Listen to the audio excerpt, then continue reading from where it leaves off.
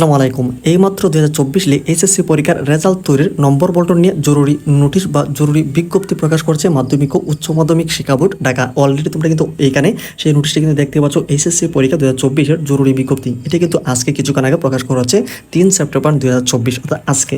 তো এইখানে তোমাদের এই যে তোমাদের 2024 সালে এইচএসসি পরীক্ষার ফলাফল তৈরির জন্য তোমাদেরকে কি কি করতে হবে, অর্থাৎ তোমরা কিন্তু সকলে জানো তোমাদের বেশ কতগুলো পরীক্ষা হয়েছে, আবার অনেকগুলো কিন্তু তোমাদের পরীক্ষা হয় নাই। সেই ক্ষেত্রে তোমাদের এই রেজাল্ট তৈরির জন্য তোমাদেরকে কি কি পাঠাতে হবে, অর্থাৎ কি কি ডকুমেন্ট তোমাদেরকে কলেজে দিতে হবে, এমনকি সেইখান থেকে কিন্তু শিক্ষা বোর্ডে চলে যাবে তোমাদের রেজাল্ট প্রস্তুতের জন্য।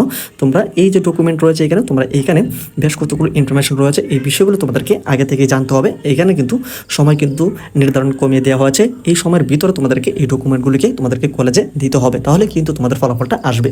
তো চলো আমরা এখন দেখে নিই তোমাদের আসলে কি কি ডকুমেন্ট দিতে হবে এই পুরো বিষয়ে।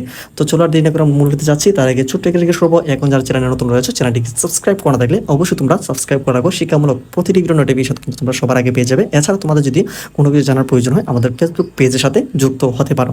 তো নোটিশের সাথে আসলে আমরা কিন্তু এখানে প্রথমে দেখতে পাচ্ছি এইচএসসি পরীক্ষা 2024-এর জরুরি বিজ্ঞপ্তি।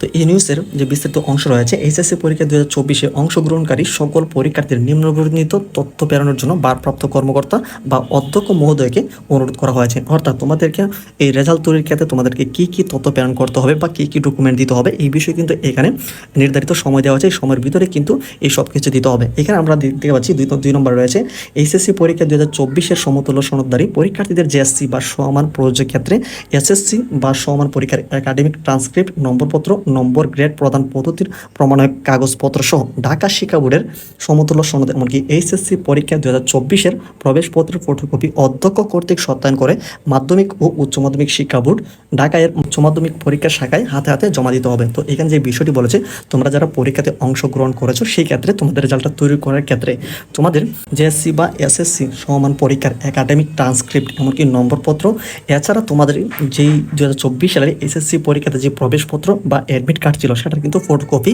দিয়ে দেওয়ার জন্য বলা হয়েছে তোমাদের রেজাল্ট তৈরির ক্ষেত্রে।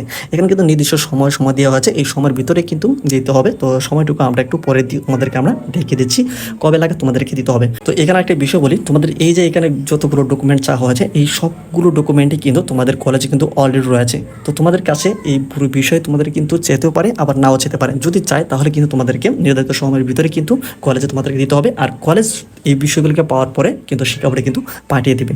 ওকে, তো এই বিষয়গুলি আমরা একটু পরে আসতেছি। তারপর 3 নম্বরে দেখো, যে সকল পরীক্ষার্থী কারিগরি শিক্ষা বোর্ড, মাদ্রাসা শিক্ষা বোর্ড এবং উন্মুক্ত বিশ্ববিদ্যালয় থেকে জেএসসি বা সমান পরীক্ষায় বা এসএসসি বা সমান পরীক্ষায় উত্তীর্ণ হয়ে 2024 সালে এইচএসসি পরীক্ষায় অংশগ্রহণ করেছে, তাদের জেএসসি বা সমান পরীক্ষায় একাডেমিক ট্রান্সক্রিপ্ট, এইচএসসি পরীক্ষা 2024-এর প্রবেশপত্রের ফটোকপি ভারপ্রাপ্ত কর্মকর্তা বরাবর সত্যায়ন করে, এমনকি মাধ্যমিক উচ্চ মাধ্যমিক শিক্ষা বোর্ডে কিন্তু উচ্চ মাধ্যমিক পরীক্ষার শাখায় কিন্তু হাতে হাতে জমা দিতে হবে। তো এখানে যে বিষয়টি বলা হয়েছে, যারা মূলত কারিগরি শিক্ষা বোর্ড, মাদ্রাসা শিক্ষা বোর্ড, উন্মুক্ত বিশ্ববিদ্যালয় থেকে যারা মূলত এসএসসি বা জেএসসি পাস করেছে, সেক্ষেত্রে তাদের ক্ষেত্রে এখানে চাওয়া হয়েছে একাডেমিক ট্রান্সক্রিপ্ট, এমনকি এইচএসসি পরীক্ষাতে সর্বশেষ যে প্রবেশপত্রটা ছিল বা অ্যাডমিট কার্ডটা ছিল সেটার একটা ফটোকপি কিন্তু এখানে দিতে দেওয়ার জন্য কিন্তু এখানে বলা হয়েছে। তারপর 4 নম্বর যে বিষয়টি আমরা এখানে দেখতে পাচ্ছি, সকল পরীক্ষার্থীর তথ্য যোগাযোগ প্রযুক্তি আইসিটি বিষয়কোড 275 বিষয়ের ব্যবহারিক পরীক্ষার প্রাপ্ত নম্বর শ্রেণী কার্যক্রম চলাকালে প্রাপ্ত অনলাইনে প্রেরণ করে এর প্রিন্ট কপি কেন্দ্র সংরক্ষণ করতে হবে এবং মূল কপি ফাইনাল লিস্ট মাধ্যমিক ও উচ্চ মাধ্যমিক শিক্ষা বোর্ড ঢাকা এর উচ্চ মাধ্যমিক পরীক্ষার শাখায় হাতে হাতে জমা দিতে হবে। কোনো অবস্থাতেই ব্যবহারিক পরীক্ষার অজুহাতে পরীক্ষার্থীদের কলেজে আনা যাবে না। তো এখানে যে বিষয়টি বলা হয়েছে, তোমাদের তথ্য যোগাযোগ প্রযুক্তি বা আইসিটি বিষয়টি কিন্তু পরীক্ষা হয়েছে, সেই ক্ষেত্রে ব্যবহারিক পরীক্ষা অনুষ্ঠিত হয়নি। সেই ক্ষেত্রে যেহেতু পরীক্ষাটা হয়েছে ব্যবহারিক পরীক্ষা হয়নি, সেই ক্ষেত্রে শ্রেণী কার্যক্রম চলাকালে যেন এই ব্যবহারিক পরীক্ষার যে মূল্যায়নটা সেটা যেন করা হয়। সেই ক্ষেত্রে এইখানে তারা কিন্তু এইটাকে একটা মিলচিল বা কাটচাট করে কিন্তু শ্রেণী কার্যক্রম চলাকালে এই পুরো বিষয়টি কিন্তু তোমাদেরকে দিয়ে দেওয়া হবে।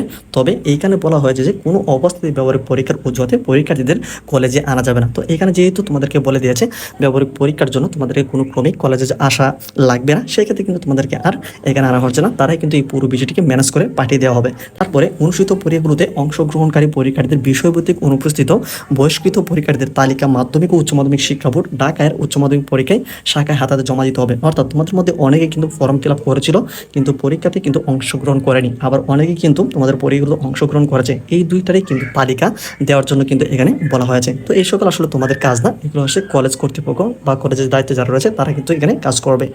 তারপরে অনুষ্ঠিত পরীক্ষাগুলোতে অংশগ্রহণকারী পরীক্ষার্থীদের বিষয়ভিত্তিক স্মারকলিপি এক কপি সংরক্ষণ করে মূল কপি কিন্তু পাঠাতে হবে এখানে বলা হয়েছে। তো এই যাবতীয় সকল কার্যক্রমের যতগুলো ডকুমেন্ট রয়েছে সব কিছুই কিন্তু এখানে দেওয়া গেছে। উল্লেখিত তথ্য আগামী 12/9/2024 অর্থাৎ সেপ্টেম্বর 12 তারিখের মধ্যে কিন্তু প্রেরণের জন্য অনুরোধ করা হয়েছে। তো এই তারিখের ভিতরে কিন্তু তোমাদের এই সকল যাবতীয় যতগুলো ডকুমেন্ট বা ইনফরমেশন রয়েছে সব কিছু কিন্তু কলেজে দেওয়ার পরে 12 তারিখের মধ্যেই কিন্তু শিক্ষা বোর্ড অর্থাৎ ঢাকা শিক্ষা বোর্ডের ওয়েবসাইটে সব কিছু কিন্তু দিয়ে দেওয়ার জন্য বলা হয়েছে। তো এই বিষয়ে কিন্তু আরও গুরুত্বপূর্ণ ক্লিয়ারলি কী কী আসবে আরও আপডেট সব কিছু তোমরা কিন্তু পাবে। তো সেজন্য অবশ্যই চ্যানেলটিকে সাবস্ক্রাইব করে রাখো।